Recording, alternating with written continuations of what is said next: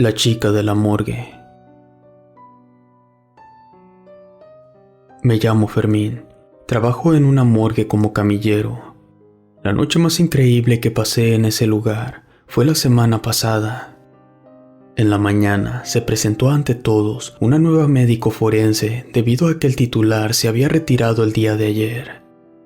Era una chica de unos 25 años, muy bonita, de cabello castaño recogido en una cola de caballo. Era delgada y tenía la piel muy blanca. Se presentó con el nombre de Angélica.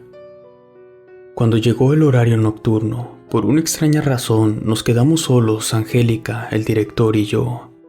Después de unos minutos, Angélica salió para cenar y nos dijo que regresaría en media hora.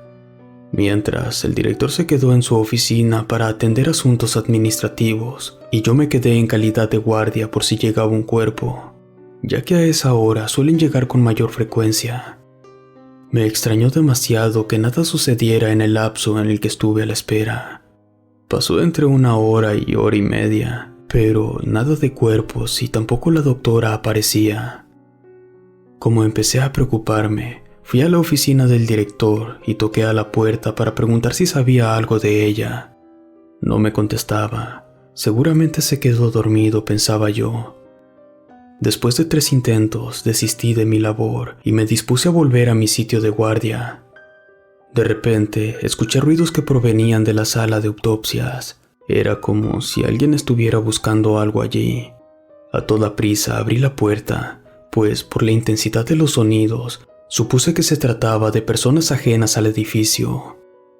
Mis sospechas se esfumaron en cuanto vi frente a mí a Angélica junto a 2 camillas, en las cuales había 2 bolsas con cadáveres. «Qué bueno que llegas. ¿Has visto mis instrumentos para las autopsias?», me dijo. Le pregunté que en qué momento había llegado, a lo que me respondió que apenas dio un paso al interior del edificio, una ambulancia llegó con las bolsas. «¿No te gustaría que te ayude a mover el cuerpo de la camilla a la plancha?», le pregunté. «Después busco lo que me pediste, pues no creo que sea conveniente que hagas la autopsia en la camilla». Ella aceptó, y después de mover los cuerpos, se me salió preguntarle si podría decirme quiénes eran los infortunados. Ella me respondió que no era necesario por el momento que yo lo supiera. Más bien, le urgía tener lo necesario para ya empezar las autopsias. Me di la vuelta para buscar lo que pidió, cuando oí que Angélica corrió el cierre de una de las bolsas. Por reflejo se me ocurrió voltear mientras decía: «Hombre de 28 años, complexión media, tez morena, presenta varios traumas. Sin embargo, a primera vista, parece que los que tiene en la cabeza le causaron la muerte». De pronto se detuvo y me miró molesta. «¿Sigues aquí? Ayúdame, por favor, que quiero empezar de inmediato. Tráeme los materiales quirúrgicos». «¿Quieres que abra la otra bolsa?», le pregunté. «No, Fermín, yo lo haré. Vete ahora». Me miró con una extraña chispa en sus ojos como nunca la había visto en una persona. Después se giró hacia el cadáver para seguir revisando, pues siempre he pensado que la muerte es inevitable. Todos iremos para allá de cualquier manera. Me fui hacia la otra sala y encontré lo que pidió, así que se lo llevé. Podría jurar que no tardé más de 5 minutos y Angélica estaba ya cerrando la segunda bolsa. Le pregunté qué cuerpo había ahí y me respondió que se trataba de una mujer por la forma de sus huesos. Abrí la bolsa y lo que vi era un cuerpo totalmente calcinado. «Fermín, ¿podrías llevar estos papeles al director? Son los datos que nos permitirán identificar al hombre». Angélica me entregó un folder amarillo, el cual llevé después de hacerle un gesto afirmativo. En el interior de su oficina estaba el director, quien confirmó mis sospechas de que se había quedado dormido, pues pegué mi oído a la puerta y detrás se escuchaban sus ronquidos. Toqué con mayor fuerza que la vez anterior, y esta vez sí me escuchó. «Vaya, ¿ya regresó Angélica?», me preguntó todavía algo alterado. Le respondí que sí y que traía los papeles para identificar a 2 cadáveres recién llegados. Extendí la mano y le entregué el folder. El director se dio la vuelta, se puso sus lentes y se sentó en la orilla de su escritorio. Leyó el nombre y el domicilio del occiso y lo buscó en una base de datos para llamar a sus familiares. Esta parte nunca es fácil, ya que cuando alguien muere, con frecuencia alguien lo espera en casa. Sin embargo, pienso que al final hacemos un bien, ya que les damos razón de sus seres queridos a las personas. Cuando terminó de buscar, me pidió que regresara con Angélica para asistirla. Cuando regresé a la sala de autopsias, Angélica seguía trabajando. Le dije que si necesitaba ayuda, a lo que me respondió que sí. Ya estaba más tranquila. Mientras hacíamos las disecciones necesarias, me llamó la atención cómo trató el cuerpo del hombre, pues lo hizo con una delicadeza que solo podría describirla como artística. Hablaba con él en susurros que no alcanzaba a oír por lo bajo de su voz. Cuando terminó, quise preguntarle qué hacía, a lo que me respondió que hablaba con él sobre cómo murió y que si fue un accidente no habría ningún problema para que pudiera cruzar al otro lado. Al terminar, guardó todos los instrumentos en una bandeja para esterilizarlos y me los dio para guardarlos. Le pregunté por los huesos de la segunda bolsa, a lo que me contestó que prefería hacer ese examen sola. Saber la razón me llenó de curiosidad, así que le pregunté. Ella me contestó que con restos así de maltratados era un procedimiento mucho más delicado, por lo que más que ayudarle le estorbaría y casi me saca a empujones para empezar a trabajar. En lugar de estorbarle, me pidió que me llevara al hombre para que pudieran venir sus familiares y lo reconocieran. Angélica pareció adivinarlo, ya que en cuestión de minutos llegó una pareja algo mayor, quienes se identificaron como los padres del joven. Fue mi tarea llevarlos a donde descansaba el cuerpo de su hijo.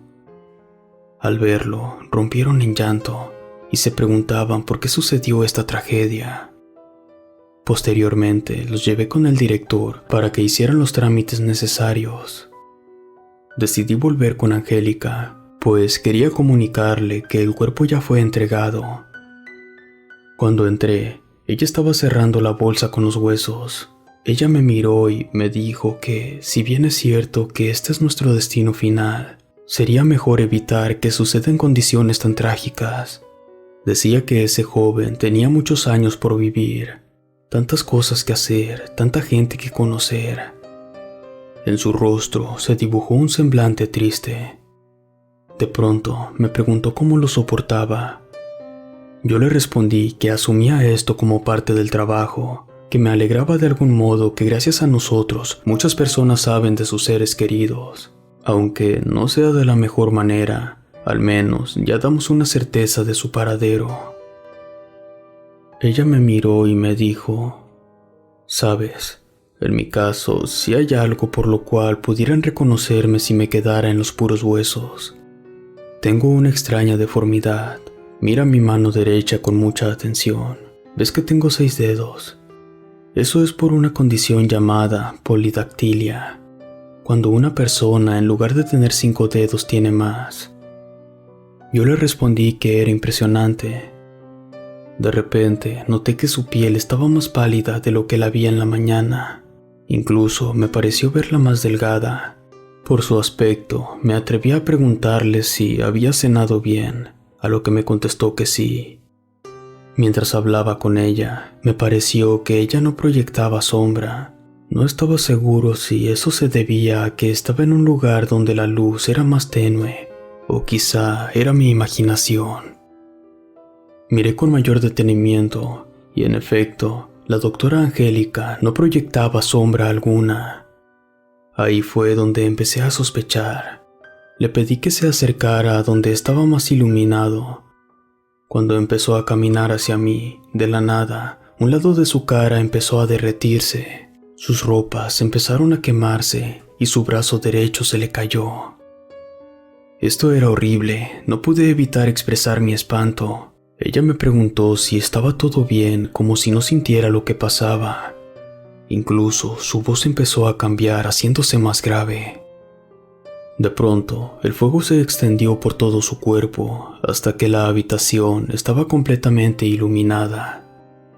Lo que más me asustó fue que aún seguía caminando hacia mí. Rápidamente me di la vuelta y me fui corriendo. En mi huida, me pareció que Angélica decía algo. Sin embargo, no pude entender lo que decía. Tampoco fue que me importara demasiado, solo quería irme de ahí a la brevedad. Salí de la sala de autopsias y me dirigí hacia la oficina del director. Toqué desesperado la puerta hasta que me abrió con un semblante sombrío. Cuando quise darle la noticia de la doctora Angélica, él me interrumpió. Me señaló el folder en el que había llevado la descripción del joven recién llegado y me pidió que revisara los papeles que estaban justo debajo. En ellos estaba escrito otro número, correspondiente con la segunda bolsa con huesos calcinados. El informe decía que pertenecían a una mujer con las señas que antes me había dicho Angélica. Pero había un dato más. En la casilla de observaciones se leía que tenía una deformidad en los huesos de la mano derecha llamada polidactilia, y precisamente estaba escrito entre paréntesis el número 6. Afligido, el director me dijo que había algo más. Lee el reporte del lugar donde encontraron los cuerpos. Decía que los hechos ocurrieron en un puesto de tortas afuera de la morgue, en específico a 3 cuadras de aquí. Tenía un tanque de gas defectuoso. Con un chispazo explotó, haciendo que el flamazo llegara hasta los únicos clientes que tenía el puesto, mientras que los despachadores sufrieron heridas muy leves de milagro. Varias partes del tanque golpearon al hombre, mientras que la mujer, al estar dentro del local, se carbonizó por completo. Cuando por fin pude platicar con el director, fuimos a la sala de autopsias y vimos cómo había un rastro de combustión en donde vi a Angélica por última vez. Me atreví a abrir la bolsa que contenía los huesos y noté que entre los restos chamuscados había sobrevivido un pequeño pedazo de plástico. Se podía ver que tenía un fragmento de la fotografía de Angélica. Era más que evidente que se trataba de su identificación. Alguna vez escuché que los fantasmas son seres que tienen asuntos pendientes en la tierra. Ahora estoy convencido que el de Angélica era asegurarse de que al menos ese hombre y ella fueran identificados.